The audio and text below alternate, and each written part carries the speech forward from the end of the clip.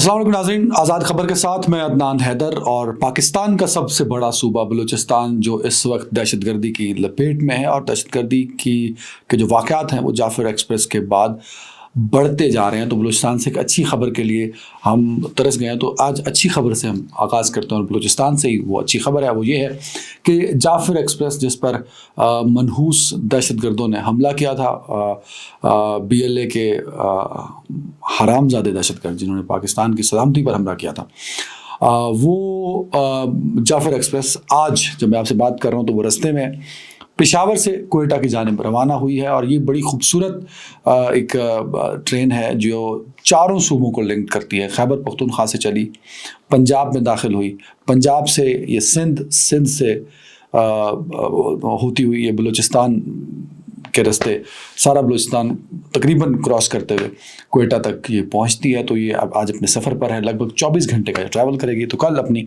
मंजिल मकसूद पर पहुंच जाएगी। तो ये जब ट्रेन ऑपरेशन बहाल करने के बाद आज जब ट्रेन पटरी पर रवाना है, लगभग कोई 300 के करीब मुसाफिर भी उसमें सवार हैं। तो ये तमाचा है BLA के हरामज़ादे दहशतगर्दों के मुंह पे कि पाकिस्तान की आवाम जो कि दहशतगर्दी का हमेशा से डट के मुकाबला करती आई है।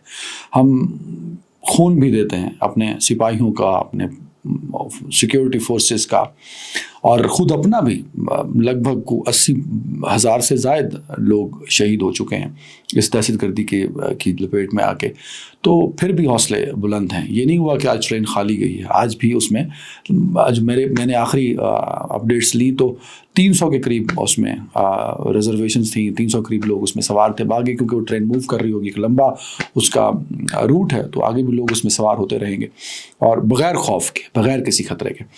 तो ये एक अच्छी खबर है कि ट्रेन ऑपरेशन बहाल हो गया है। लेकिन साथ साथ जो अलार्मिंग सिचुएशन है वो ये है कि बलूचिस्तान में BLA की जो कार्रवाइयाँ हैं वो बढ़ती जा रही हैं। और उनमें शिद्दत उस वक्त आई जब ट्रेन पर हमला करने वाले दहशतगर्दों की लाशों को कोयटा लाया गया।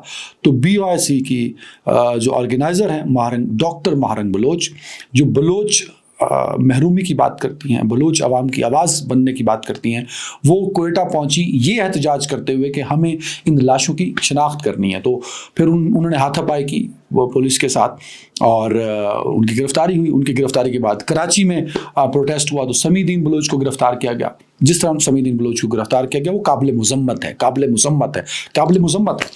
बट दहशतगर्दों को सपोर्ट करना भी काबिल मुज़म्मत है। तो उनकी गिरफ्तारी पर अख्तर मेंगल साहब ने ट्वीट किया और उसमें लिखा कि वो एहतजाज करेंगे। उन्होंने एहतजाज की कॉल भी दी, तो वो खासा कामयाब नहीं हुआ एहतजाज। मामूलात ज़िंदगी मामूल पर रहे, को बहुत ज़्यादा कहीं शटर डाउन नहीं था, शहर बंद कोई नहीं हुए। तो खैर वो एहतजाज की कॉल गुजर गई। अब कल वो लॉन्ग मार्च वर्ड से शुरू करेंगे, कोयटा तक जाएंगे। अब उस लॉन्ग मार्च में पाकिस्तान तहरीक इंसाफ भी उनके साथ होगी। ठीक है, वो एक पॉलिटिकल स्ट्रगल करना चाहते हैं तो बिल्कुल करना चाहिए और इसमें कोई एतराज़ नहीं। मुझे तो BYC पे भी कोई एतराज़ नहीं, और मैं चाहता हूं कि BYC एक मजबूत जमात बने, एक ऐसी जमात बने जिस पर कोई एतराज़ ना हो, जिस पर कोई उंगली मत उठाए। और वो तब होगी जब उनकी लीडरशिप ये तय कर लेगी कि जो दहशतगर्द हैं वो दहशतगर्द हैं, वो हरामज़ादे हैं, वो हमारे साथ के नहीं हैं, वो इस मुल्क के दुश्मन हैं, वो इस मुल्क की सलामती के दुश्मन हैं। और वो हर उस दहशतगर्दी की कार्रवाई की जो BLA के लोग करते हैं उसकी वो मज़म्मत करें, खुल के करें। अभी तक जाफ़र एक्सप्रेस की मज़म्मत ना अख्तर मेंगल साहब ने भी नहीं की। तो मुझे तो अफसोस तो इस बात का, अख्तर मेंगल साहब को तो समझना चाहिए मेरा दर्द, क्योंकि मैं पंजाब से हूँ, मैं सराइकी हूँ। तो मेरे सराइकियों को हर रोज़ शहीद कर दिया जाता है उनका शनाख्ती कार्ड देख के कि ये साउथ पंजाब से सराइकी हैं, मार दो, बलोच नहीं है। पंजाबी हैं, मार दो, बलोच नहीं है। सिंधी हैं, बलोच नहीं है, मार दो। यहाँ तक कि पंजाबी जो बलूचिस्तान का रहने वाला एड्रेस है उसका बलोच नहीं है, मार दो। तो ये कौन सी मूवमेंट है? इसको क्या कहें? ये दहशतगर्दी है, ये कोई सियासी स्ट्रगल नहीं है, ये कोई सियासी मूवमेंट नहीं है। तो इससे अलहदा करना होगा BYC को। और महारंग बलोच के बाद जो दहशतगर्दी की कार्रवाइयाँ BLA की बढ़ी हैं और उस पर BYC और ख़ुद अख्तर मेंगल साहब का भी, मैं आप पढ़ भी चुके होंगे, मकरान कोस्टल हाईवे पे गवादर से जो कराची जाने वाली बस थी, वहाँ 6 अफराद को उतारा गया। اور شناختی کارڈ دیکھ کے ان کو گولیاں مار دی گئیں. ان میں سے 5 کا تعلق شاید کراچی سے تھا, ایک کا ملتان سے تھا, میرے شہر سے تھا. افغانستان جو لاجسٹک ٹرک اور کچھ اور چیزیں جا رہی تھیں ان گاڑیوں کو نظر آتش کیا گیا. مستونگ میں بھی دہشت گردی کے واقعات ہوئے, متعدد گاڑیوں کو نظر آتش کر دیا گیا. مستونگ کے ڈپٹی کمشنر نے جو کل رپورٹ کیا تھا اس میں یہ تھا کہ ناکہ بندی کی گئی مستونگ شہر کے اندر. پولیس کا جو ڈپارٹمنٹ ہے کاؤنٹر ٹیررزم ڈپارٹمنٹ, اس کے ASI کو قتل کر دیا گیا اور ایک اہلکار زخمی ہوا. مستونگ, تربت, کولپور میں ابھی بھی جب میں آپ سے بات کر رہا ہوں تو مختلف شاہراہوں پر ناکہ بندی ہے, لوگوں کو روکا جا رہا ہے. تو اس کا مطلب یہ نہیں ہے کہ ریاست کمزور ہوئی ہے. اس کا صرف اور صرف مقصد اس کے پیچھے جو وجوہات ہیں وہ یہ ہیں کہ شاید اب بہت ہو گیا ہے, اب شاید ریڈ لائن کراس ہو چکی ہے. اور جو موجودہ قیادت ہے انہوں نے بڑے واضح طور پہ کہا ہے کہ وہ جو پالیسی ہم نے 6 سال رکھی, جو سابقہ 6 سال تھے, وہ پالیسی اب نہیں ہوگی. مذاکرات نہیں ہوں گے. ہر اس شخص سے جو بندوق اٹھاتا ہے اور دہشت گردی کرتا ہے اور ریاست پر, اس ملک پر, شہریوں پر, غیر مسلح افراد پر حملہ آور ہوتا ہے, وہ دہشت گرد ہے اور ان سے بات چیت نہیں ہوگی. ایک باقاعدہ آپریشن ہو سکتا ہے وہ اناؤنس کر دیا جائے اور یہ بھی ہو سکتا ہے کہ نہ اناؤنس کیا جائے, لیکن میری اطلاعات یہ ہیں کہ شاید ایک اناؤنسڈ آپریشن باقاعدہ پورے بلوچستان میں شروع کیا جائے گا اور اس کے بعد کچھ کارروائیاں جو ہیں وہ سرحد پار بھی کی جائیں گی اور ٹارگٹ کیا جائے گا BLA کی لیڈرشپ کو, بشیر زیب اور رحمان گل جو کہ ماسٹر مائنڈ تھا ہے اس جعفر ایکسپریس کا, اس کے خلاف ایک بڑی کارروائی, ساری لیڈرشپ کے خلاف بڑی کارروائی ہو سکتی ہے. اور ایک باقاعدہ آپریشن بلوچستان میں اب ہونے جا رہا ہے کیونکہ یہ واقعات اب روز روز نہیں ہو سکتے. معمولات زندگی بحال کرنے کے لیے اور معمول پر لانے کے لیے بھرپور کوشش کی جائے گی. آج بھی تازہ واقعہ ہوا کوئٹہ کے اندر, شاید 2 سے 3 لوگ اس میں شہید ہوئے ہیں. Police when double road Quetta میں موبائل وین جو تھی پولیس کی, اس کے پاس دھماکہ ہوا. تو دہشت گردی جو ہے وہ بڑھتی جا رہی ہے بلوچستان کے اندر, اور اس پر کنٹرول کرنے کے لیے باقاعدہ آپریشن شاید عید کے بعد شروع کر دیا جائے. تو اب آتے ہیں ذرا دوسرا جو ہاٹ ٹاپک ہے آج کل, جس پر آپ سارے مجھے بہت برا بھلا کہتے ہیں, لیکن میں جو بات کرتا ہوں اللہ بھلا کرے سلمان اکرم راجہ صاحب کا, اگلے دن وہ اس کی تصدیق کر دیتے ہیں. سلمان اکرم راجہ صاحب جو ہیں, انہوں نے جو میں نے بات کی تھی کہ کوئی پروٹیسٹ پاکستان تحریک انصاف یا اپوزیشن عید کے بعد نہیں کرنے جا رہی. سلمان اکرم راجہ صاحب نے ایک TV شو میں بیٹھ کے یہ کہا کہ کوئی سڑکیں گرم نہیں ہو رہی. کس نے کہا ہے؟ اور وہ یہ کہ انہوں نے یہ بات منسوخ کر دی عمران خان صاحب سے, کہ خان صاحب بھی نہیں چاہتے کہ اس طرح کا کوئی احتجاج وہ کریں, ہم ایک بڑا لاہ عمل بنا رہے ہیں. اور پھر انہوں نے جو سوشل میڈیا پہ لوگ بیٹھ کر بات کرتے ہیں, جو نیریٹو بناتے ہیں, جنہوں نے ایکچولی پاکستان تحریک انصاف اور عمران خان صاحب کا نیریٹو بنایا ہے, انہوں نے ان کو بھی ان کے بارے میں بھی غلط الفاظ استعمال کرتے ہوئے ان کو بے وزن سا کر دیا. لیکن سلمان اکرم راجہ صاحب یقین کریں کہ آپ کا 0 رول ہے پاکستان تحریک انصاف کے نیریٹو بلڈنگ میں. آپ نے ڈیمیج ضرور کیا ہوگا PTI کے نیریٹو کو, بٹ آپ نے اس نیریٹو کو بلڈ نہیں کیا. تو آپ نے تو بلڈ ہی نہیں کیا. تو جنہوں نے بلڈ کیا ہے وہ یہ ورکر ہے پاکستان تحریک انصاف کا, جو ڈٹ کے کھڑا ہے عمران خان کے ساتھ, جو PTI کے ساتھ ڈٹ کے کھڑا ہے.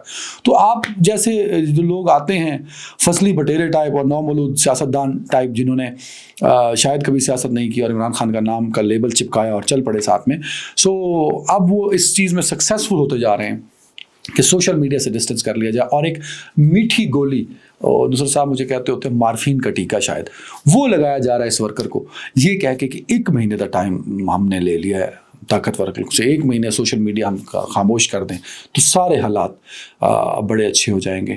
اور وہ 1 مہینہ کب شروع ہوا اور وہ کب ختم ہوگا, کیونکہ ایسی ہی 3-4 گولیاں آپ جیسی جو لیڈرشپ ہے جنہوں نے ہائی جیک کیا ہوا ہے پاکستان تحریک انصاف کو اور کارڈن آف کیا ہوا ہے عمران خان صاحب کو, تو وہ تو 2 دفعہ پہلے بھی آپ لوگوں نے یہ مذاکرات چلائے تھے. اس کا کیا نتیجہ نکلا؟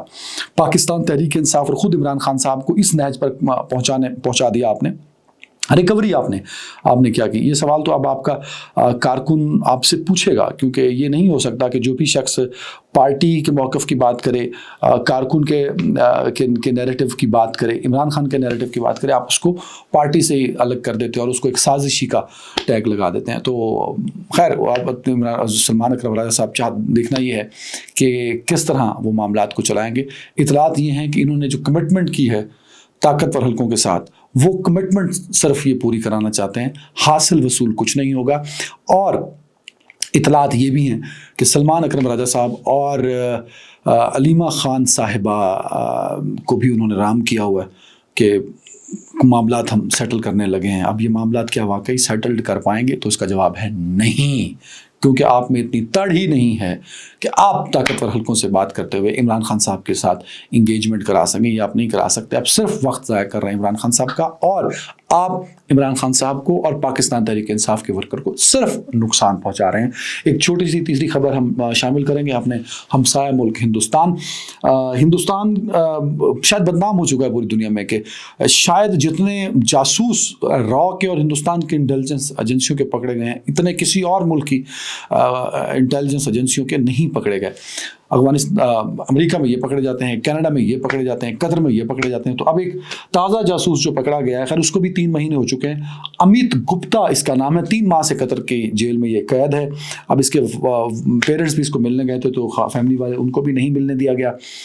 اس پر الزام یہ ہے کہ کسی غیر ملک کے لیے جاسوسی کر رہے تھے یہ صاحب، جو کہ آئی ٹی ایکسپرٹ اپنے آپ کو بتایا ہوا تھا انہوں نے۔